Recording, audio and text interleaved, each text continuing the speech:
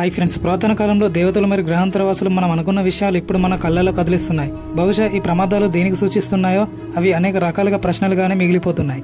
ఉదాహరణకు కొన్ని జీవులు సముద్ర తీరంలో ముడిపడి ఉన్నాయి, కానీ ఆ జీవుల వల్ల ప్రళయం రాబోతుందా అనేది హాట్ టాపిక్ గా మారుతుంది. అసలు ఈ వింత జీవులని పైకి రావడానికి ఒక బలమైన కారణం అయితే ఉంది. అదేంటిదో తెలుసుకుందాం. అయితే ఇప్పుడు మనం చెప్పుకోపోయేది అద్భుతమైన రహస్యాల విషయం గురించి మాట్లాడుకుందాం. అదేంటిదంటే సముద్రంలో చాలా పెద్ద పాము నిద్రలేచిందని, దాని దగ్గరికి ఏ ఇతర చేపలు రాలేవు, ఎందుకంటే దాని చుట్టూ బలమైన చాలా వేడిగా ఉంటుంది. దాని నోటి నుండి అగ్ని వస్తుందని, ఈ పాము సముద్రం లోతుల్లో ఎవరికి అంతుపట్టని లోతుల్లో చీకటిలో జీవిస్తుందని, అది ఏ ఒక్క రోజు తప్పకుండా వస్తుందని, అది వచ్చినప్పుడు సునామీ భూకంపాలు వస్తాయని అంటున్నారు. దీనిని లేవయ్యేతన ఈ వీడియో మీ అందరి కోసం. ఇక విషయంలోకి వస్తే, ప్రపంచాన్ని సృష్టించే సమయంలో దాదాపు 3000 సంవత్సరాల క్రితం జ్యూయిష్ కథల ప్రకారం దేవుడు ప్రపంచాన్ని నిర్మిస్తున్న సమయంలో ఆ రోజున ఒక అతిపెద్ద పామును సృష్టించాడు. ఈ పాము సాధారణమైనది కాదు. దాని చర్మం, పులుసులు మరియు ఇనుముతో కూడిన దృఢంగా బలంగా ఉంటుంది. అంతేకాకుండా దాని నోట నుండి అగ్ని జ్వాలలు కక్కుతూ ఉంటుంది, అచ్చం డ్రాగన్ లాగానే. అయితే ఈ పామును నాశనం చేయగల మానవుడు ఎవరూ లేరు. అంతటి అసాధారణ శక్తితో దేవుడే ఇప్పుడు ఈ పామును సృష్టించాడని, ఈ భూమి మీద మంచి చెడుల మధ్య సమతుల్యం కాపాడడానికి దేవుడు ఈ భయంకరమైన పామును రూపొందించాడని. కానీ అంతటితో ఆగలేదు. అయితే జ్యూయిష్ పురాణాల ప్రకారం ఆయన 2 లేవియతన్ పాములు సృష్టించాడు. ఈ 2 పాములు సృష్టించిన తర్వాత దేవుడే వాటిని భయంకరమైన శక్తిని, క్రూరత్వాన్ని గమనించాడు. ఇలాంటిది ఒకటి ఉంటేనే ప్రమాదం, ఇలాగే 2 ఈ భూమి మీద ఏ ఇతర ప్రాణులు మిగిలవని అర్థం చేసుకున్నాడు. దీంతో జ్యూయిష్ పురాణం ప్రకారం దేవుడు సృష్టించిన ఈ 2 భయంకరమైన పాములు ఒకదాన్ని చంపేసి నాశనం చేస్తాడు. ఆ ఆడపామును చంపిన తర్వాత మిగిలిన ఆ ఒకే ఒక్క పాము మిగిలే ఉంది.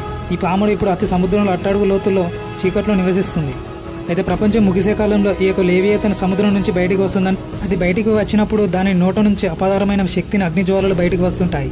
ఈ డ్రాగన్ అంతా రక్తంతో కప్పబడి ఉంటుంది, అంటే ఎర్రగా ఉంటుంది. దాని పరిమాణం అత్యంత భారీగా ఆకాశానికి అంటేలా ఉంటుంది. కొంతమంది దీన్ని సుమారు 400 కిలోమీటర్లో ఉంటుందని చెబుతున్నారు. ఒకవేళ ఈ పాము తన తోకను కదిలిస్తే భూమి మీద భూకంపాలు వస్తాయి. అంతేకాకుండా ఈ సముద్రం నుండి బయటికి వచ్చే సమయంలో ప్రపంచం ఒక భయంకరమైన కాలానిగా మారుతుంది. ఒకవేళ ఈ లేవియతన్ యొక్క భారీ పరిమాణం మరియు దాని అపారమైన శక్తి వల్ల భూమి మీద భయంకరమైన విధ్వంసం సంభవిస్తుంది.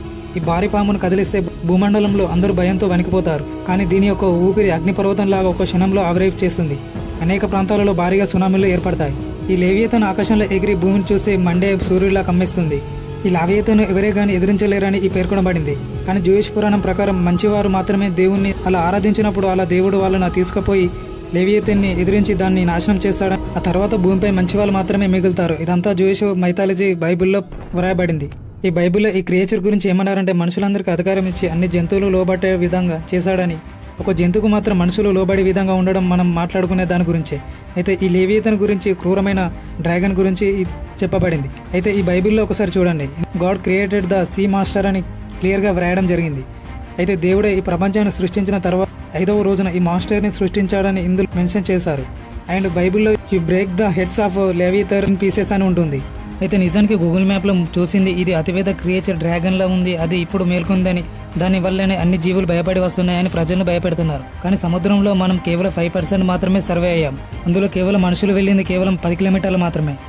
ఇంకా ఈ సముద్రం ఎంత లోతుందో ఎవరికి తెలియదు. అయితే జనాలు లేవియతన్ ఉందని నమ్ముతున్నారు. బట్ కనిపించింది ఏంటిదంటే ద స్కోటియా ప్లేట్ అనేది ఉంటుంది. అది సౌత్ ఆఫ్రికాకి అంటార్క్టికా ప్లేట్కి దగ్గరగా ఉంటుంది.